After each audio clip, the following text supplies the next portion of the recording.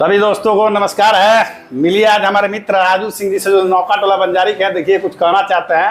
ये अपना travels company चलाते हैं जो कि बस वगैरह सुविधा प्रोवाइड कराती है।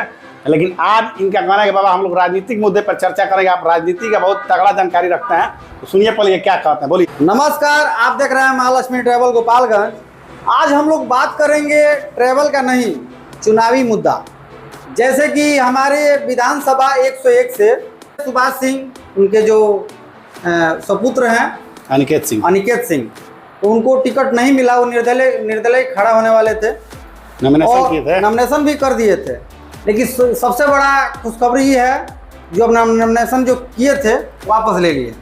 बाकी जो जानकारी है हमारे मिंटू बाबा हैं, आप लोग इनसे सुनिए और समझिए, जानने का प्रयास कीजिए। बाकी जो है मिंटू बाबा बताएंगे। ये हमारे मित्र हैं, हमारे ही गांव के हैं, राजू सिंह इनका नाम है। बहुत ही अच्छे व्यक्तित्व हैं। तो हम लोग चुनावी मुद्दा पर इसलिए बात कर रहे हैं कि हम लोग का जो क्षेत्र है, जो बंजारी गांव है, हम लोग बंजारी गोपालगंज 101 विधानसभा में आता है, जो सदर इलाके में आता है। और हमारे बंजारी से सटे ही सुभाष सिंह जी का गांव है भिदभरवा। वो भिदभरवा का रहने वाले हैं और अभी वर्तमान में जिला परिषद चेयरमैन अध्यक्ष हैं गोपालगंज जिले के। तो उनको पार्टी ने टिकट दिया। पार्टी कोई नया चेहरा तलाश कर रही थी जो पार्टी में अपना अच्छा योगदान दे सके, जो ये सल्तनत बरकरार है गोपालगंज 101 विधानसभा सीट पर, उसको कायम रख सके। अभी जो लगातार 5 टर्म से कुसुम देवी का परिवार, जिसमें उनके पति, फिर वह विधायिका थी, तो एक माहौल हो जाता है कि एंटी कॉम्बेंसी जनता में आती है, एंटी लहर रहता है। तो लोग ये भी सोचते हैं कि चलो इस बार इसको बदल देते हैं। तो ये इस प्रकार की बातें जो प्रदेश नेतृत्व है बीजेपी का, वो समझ गई थी पहले ही। और उन लोगों ने क्या किया कि अपना प्रत्याशी ही बदल दिया। प्रत्याशी बदला, लेकिन उसी समुदाय के एक नए चेहरे को उसने पेश किया जो कि समाज में अपना अच्छा खासा पकड़ भी रखते हैं। सही बात है ना? जी, बात सही है। अपना अच्छा पकड़ रखते हैं और जनता के बीच में उनका ओपिनियन भी सही है, अच्छा है। तो अभी सुभाष सिंह जी जिला परिषद के चेयरमैन भी हैं गोपालगंज जिले के। तो अलग अलग कास्ट में, अलग अलग पब्लिक में उनका अच्छा पकड़ है। और हो सकता है कि इस परंपरा को, जैसे 5 बार से बीजेपी के वो सुभाष सिंह जो विजय थे, अभी वो उनका देहांत हो चुका है। उसके बाद उनकी पत्नी उपचुनाव में जीती थी। तो उसी परंपरा को ये सुभाष सिंह बरकरार रख पाएंगे कि नहीं, इन्हीं सब बातों पे हम लोग चर्चा करना चाहते हैं। अच्छा, एक बात बताइए मिंटू बाबा, जो सुभाष सिंह जो नाम है, ये जो पहले जो विधायक थे वो भी सुभाष सिंह थे, और जो ये जो नया चेहरा जो भाजपा के जो कार्यकर्ता जो सुभाष सिंह जो खड़े हुए हैं नए में, इनका भी नाम सुभाष सिंह है। तो लोगों में जो कन्फ्यूजन है बहुत ज़्यादा है कि भाई कौन से सुभाष सिंह को हम लोग वोट दें। देखिए यहाँ पर कंफ्यूजन आपका क्या है, मैं बता दे रहा हूँ।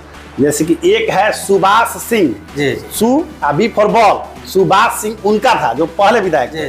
अभी जो है इनका है सुभाष, यानी भ फॉर भारत, ठीक। हाँ। तो सुभाष सिंह इनका नाम है। ये एक वर्ड जो बीच का है ब और भर, भ, इसी का अंतरा लोग नहीं समझ पा रहे हैं और यही कंफ्यूजन है। लेकिन उसमें कोई बहुत बड़ी बात नहीं है, वो एक शब्द का अंतर है। लेकिन भाजपा ने मान लीजिए कि उसी चेहरे के डिजिटल कॉपी को मैदान में उतारा हुआ है। और ये भाजपा का गढ़ है। गोपालगंज जो सीट है 2005 के बाद से या 2005 से लगातार बीजेपी के कब्जे में रही है। लोकसभा क्षेत्र जो गोपालगंज जिले का है, वो भले कभी जदयू कभी बीजेपी के पास रहा है, लेकिन ये बीजेपी के पास 101 सदर विधानसभा सीट हमेशा 2005 से लगातार रही है। अभी उन लोगों ने इसलिए इनको नया चेहरे को उसी नाम के, उसी कास्ट के, वो भी कास्ट एक ही, जैसे खाली एगो ब और भ का अंतर है, वो एक ही कास्ट एक ही नाम से मिलता जुलता व्यक्ति को इसीलिए पेश किया है कि लोग चले कि चलो सुभाष सिंह मतलब चुनाव लड़ रहे हैं। इस प्रकार का, इसमें कोई ज्यादा कंफ्यूजन नहीं है। आज जब हम लोग गांव में जा रहे हैं तो लोगों को कह रहे हैं जो अनिकेत जी जो थे, जो अपना नामांकन कराए थे, तो लोगों में कन्फ्यूजन था जो उनका पहले से वोट बैंक अच्छा था, ऐसा नहीं था मतलब, और निर्दलीय खड़ा होते तो जो ये सुभाष सिंह बहुत ज़्यादा वोट वो ले जाते। लेकिन सबसे खुशी की बात ये है ये जो सुभाष सिंह है, वो जो भाजपा के निर्दलीय लड़ने वाले थे नहीं लड़े। लेकिन जो अब जो है कुछ मीटिंग हुआ होगा उन लोगों का, लेकिन अब जो ये सपोर्ट कर रहे हैं, जो भाजपा को पूरा फुल बहुमत सपोर्ट कर रहे हैं। आपने तमाम वीडियो देखा होगा जो यूट्यूब पे या फेसबुक पे, जो वो लोग गले मिल रहे हैं, फूल दे रहे हैं। लेकिन अब साफ साफ ये नज़र आ रहा है कि दोनों आदमी मिलकर भाजपा को आगे बढ़ाने का प्रयास कर रहे हैं। इस पर कुछ आगे आप लोग बताइए। देखिए बीजेपी का जो प्रदेश नेतृत्व है या देश का जो नेतृत्व है, ये लोग हमेशा एक साधारण कार्यकर्ता को भी सिंबल देते हैं, अपना टिकट देते हैं। तो ये और जो अनिकेत सिंह नामांकन किए थे, अनिकेत सिंह के मन में एक क्रोध था कि अचानक हम लोगों ने इस प्रकार का अच्छा आयोजन किया, जनता के बीच में जाकर हमने काम किया और बिना सूचना दिए पार्टी ने हमारा टिकट काट दिया। इस चीज की उनको नाराजगी थी, टिकट उनको नहीं मिला था इसके कारण। इस चीज की नाराजगी थी। इस नाराजगी में वो अपने समर्थकों का सहयोग लेकर जाकर नामांकन किए। अच्छा। लेकिन जब देश के गृह मंत्री अमित शाह से उनका पटना में उनकी माताजी के साथ मीटिंग हुआ तो उसमें उन लोगों ने मतलब अमित शाह जी से बोल दिया कि हाँ हम लोग पार्टी का समर्थन करेंगे। उसके बाद से आज देखिए, आज अमित शाह जो गृह मंत्री है भारत, उनका जन्मदिन है। तो आप अगर सोशल साइट पे जाएंगे तो कुसुम देवी, उनके पुत्र अनिकेत सिंह, सबके पेज पे डाला हुआ है, फेसबुक पे, ट्विटर पे, इंस्टा पे, सब पे डाला हुआ है कि हम देश के गृह मंत्री का मतलब जन्मदिन का अभिनंदन करते हैं, हार्दिक स्वागत करते हैं। तो ये जो देखिए भाजपा का जो मतलब नेता होता है, भाजपा एक ऐसी पार्टी है जिसका कार्यकर्ता जो होता है उसका मतलब किसी प्रत्याशी या किसी कैंडिडेट से उसका लगाव नहीं होता है, वो अपनी पार्टी के लिए काम करता है। वो जैसे अपने देश में बीजेपी का चेहरा है तो एक हिंदुत्व टाइप की पार्टी है, इस टाइप का बात होता है। ये मैं उसका दावा नहीं कर रहा हूँ, लेकिन ऐसा बात होता है।